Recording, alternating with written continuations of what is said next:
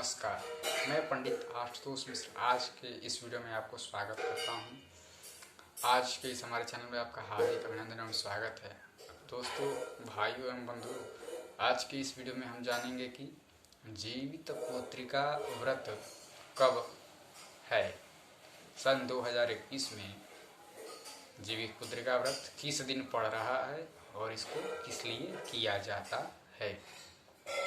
तो आइए इस वीडियो के माध्यम से जानते हैं। जीवित पुत्रिका व्रत यह 29 सितंबर 2021 अष्टमी तिथि पड़ रही है, दिन बुधवार पड़ रहा है, आद्रा नक्षत्र पड़ रहा है। जीवित पुत्रिका व्रत कथा।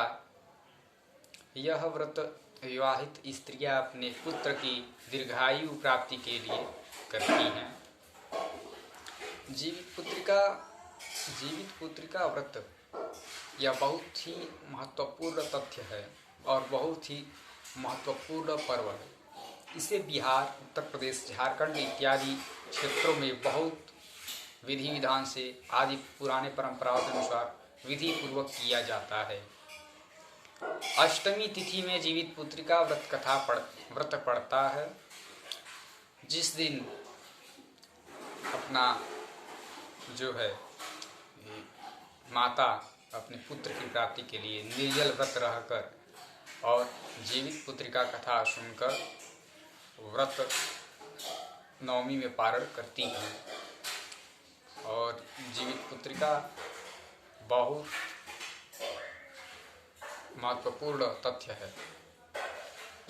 इसमें जीवित पुत्रिका व्रत कथा में एक मार्गदर्शक समझ के उदाहरण मैं आपको दे रहा हूँ। समझ लीजिए, एक चीनी थी और एक सियारी थी।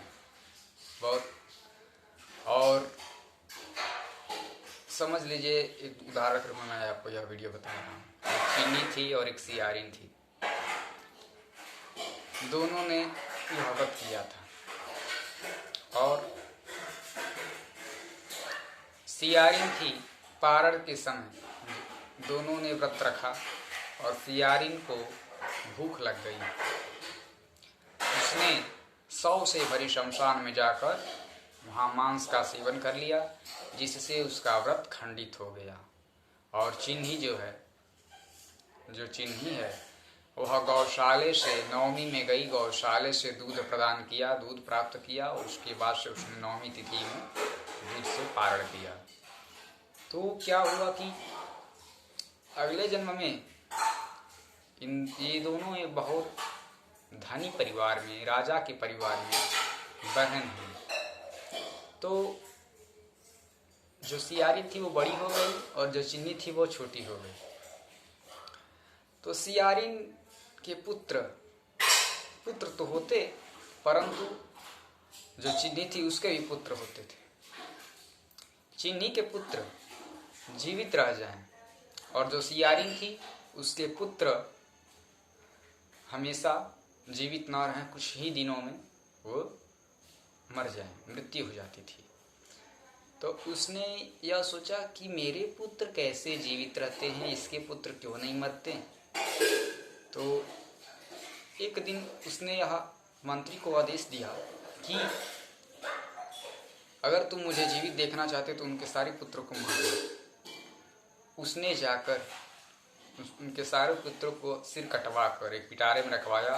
पुनः आकर रानी के सामने प्रवेश किया गया तो वो स्वर्ण रत्न के रूप में आभूषण बन गए थे। चिन्ही ने विधि पूर्वक यह व्रत किया था और यह व्रत करने से, जिस कामना से करने से पुत्र की दीर्घायु प्राप्ति के लिए, रोग शोक को नाश करने के लिए यह व्रत किया जाता है। इसी प्रकार चिन्ही को यह बात पता चल गई। उसने सियारिन से कहा, हे बहन, पूर्व जन्म के अनुसार तुमने यह व्रत विधि विधान से नहीं किया था, इसी प्रकार तुम्हारे पुत्र जीवित नहीं रहते। अगर तुम फिर से यह व्रत विधि पूर्वक करो तो तुम्हारे पुत्र मृत्यु को प्राप्त नहीं हो गए, इसमें संशय नहीं है। सियारिन की बात सुनकर सियारिन ने चिन्नी की बात सुनकर विहल हो गई और उसने यह व्रत करने का एक अपना अलग ही मन बनाया।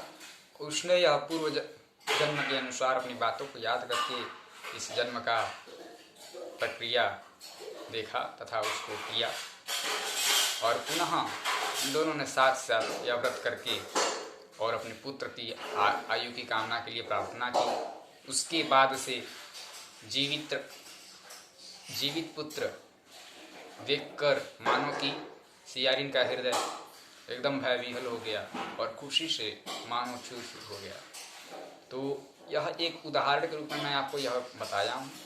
तो दोस्तों, जीवित पुत्र का व्रत माताएं अपने पुत्र की दीर्घायु प्राप्ति के लिए करती हैं, इसमें कोई संशय नहीं है। और माँ का प्यार पुत्र के लिए हमेशा अटूट रहता है, पवित्र रहता है। यह बहुत पवित्र रिश्ता है और इसको खास रूप से पवित्र त्यौहार के रूप में भी मनाया जाता है। तो इसी के साथ अब हम विराम लेते हैं। तब तक के लिए नमस्कार, प्रणाम।